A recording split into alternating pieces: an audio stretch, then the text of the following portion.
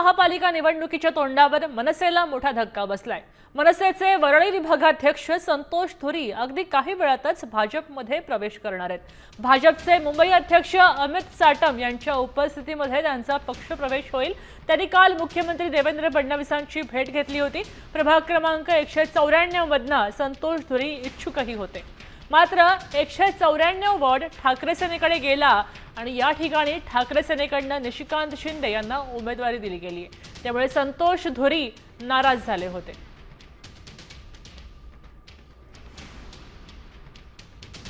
मनसेमध्ये core team मध्ये नेते म्हणून त्यांची ओळख आहे। संतोष धुरी कोण आहेत आपण जाणून घेतोय। अचानक चर्चेत आलेलं हे नाव आहे। मनसेमध्ये वरळी विभागाच्या अध्यक्षपदाची धुरा त्यांच्याकडे होती।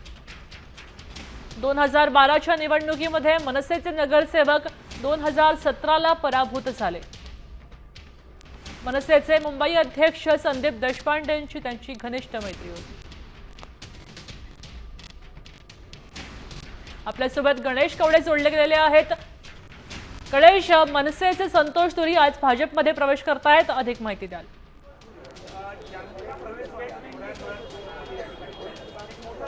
नक्कीच संतोष धुरी आहेत ते भाजपच्या कार्यालयामध्ये दाखल झालेले आहेत। अवघ्या काही वेळातच त्यांचा पक्षप्रवेश होताना पाहायला मिळणार आहे। त्यामुळे कुठेतरी एक भाजपची ताकद वरळी प्रभादेवी या भागात वाढली असं निश्चितच म्हणावं लागणार आहे, कारण की मोठ्या संख्येने आहे ते गेल्या काही दिवसांपासून भाजपमध्ये आहे ती इन्कमिंग होत होती। मात्र ज्या पद्धतीने खरं तर दक्षिण मुंबईमध्ये आहे तो भाजपचा प्रभाव कमी होता, त्यामुळे एक मोठा नेता देखील आहे तो भाजपच्या गळाला लागला असंच म्हणावं लागणार आहे, कारण की संदीप देशपांडे यांचे निकटवर्तीय म्हणून देखील संतोष धुरी यांची ओळख आहे। आणि त्याचबरोबर संतोष धुरी हे गेल्या वेळेस खरं तर नगरसेवक म्हणून निवडून आले होते आणि त्यामुळे त्यांचं एक वलय देखील त्या भागामध्ये आहे। आता दुसरीकडे जर बघितलं असेल तर ते पुन्हा एकदा निवडणूक लढण्यासाठी आहे ते सज्ज होते, मात्र ती जागा देखील आहे ती ठाकरे सेनेला गेल्यामुळे कुठेतरी ती निवडणूक आहे ते लढू शकले नाही, त्यामुळे ते कुठेतरी नाराज होते। परत त्याचबरोबर नॉट रिचेबल झाल्याच्या देखील एक बातम्या आल्या होत्या, मात्र अखेर आज संतोष धुरी आहे ते भाजपमध्ये प्रवेश करतायत। अमित साटम यांच्या उपस्थितीमध्ये हे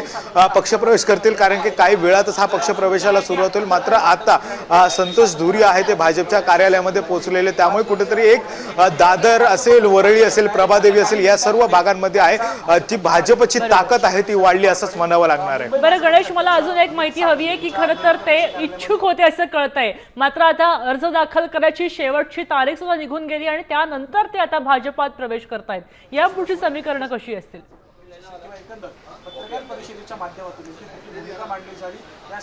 नक्कीच ज्या पद्धतीने खरं जरी आता जरी अर्ज भरायचा वेळ निघून गेलेला असेल, उमेदवारी मिळणार नाही, मात्र आता जे काही उमेदवार आता महायुतीचे त्या प्रभागामध्ये आहेत त्या प्रभागामध्ये महायुतीच्या उमेदवाराला याचा नक्कीच आहे तो फायदा होताना पाहायला मिळणार आहे। विशेष करून जर सदानंद सरवणकरांचा मुलगा समाधान सरवणकर याच्या विरोधात खरं तर संतोष धुरी आहे ते निवडणूक लढण्यासाठी तयार होते, मात्र त्या ठिकाणी आहे ते सुनील शिंदे यांचा बंधू निशिकांत शिंदे यांना खरं तर ही उमेदवारी देण्यात आली, त्यामुळे हे नाराजगी होती। आणि त्यामुळे त्या जो काही भाग आहे वरळीतला असेल, दादरचा भाग असेल किंवा प्रभादेवीतला काही भाग असेल, या सगळ्या भागांमध्ये आहे याचा मोठा फायदा आहे तो होताना पाहायला मिळणार, कारण की जो ठाकरेंचा बालेकिल्ला म्हणून ओळखला जातो आणि याच बालेकिल्ल्यातला एक महत्त्वाचा नेता आहे तो भाजपच्या गळाला लागल्यामुळे याचा मोठा फायदा आहे त्या निवडणुकीमध्ये होताना पाहायला मिळणार आहे। आणि त्याचमुळे कुठेतरी संतोष धुरी यांचा प्रभाव देखील तेवढाच आहे, कारण की ते नगरसेवक असताना त्यांचं काम देखील आहे ते मोठ्या प्रमाणात होतं। आंदोलनाच्या माध्यमातून खरं तर संतोष धुरी सगळ्यांना ओळखीचे होते।